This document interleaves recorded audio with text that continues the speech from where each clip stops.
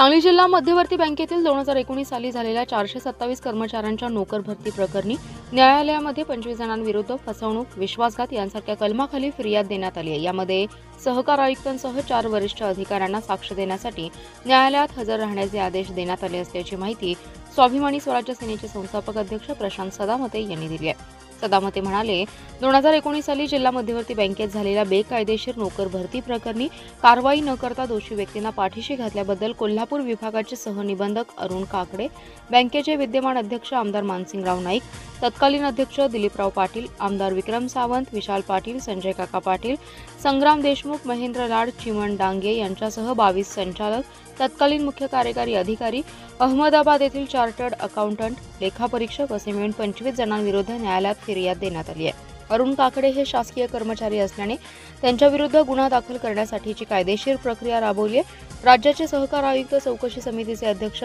DT. छत्रीकर, Sangli जिल्हा विशेष लेखापरीक्षक संजय पाटील, बँकेचे विद्यमान मुख्य कार्यकारी अधिकारी शिवाजीराव वाघ यांना या प्रकरणी 11 जून 2024 रोजी न्यायालयात हजर राहून साक्ष देण्याबाबतचे आदेश प्रथम वर्ग न्याय दंडाधिकारी श्रीमती S.A. लोंढे यांनी दिलं असल्याचं सदामते यांनी यावेळी सांगितलं।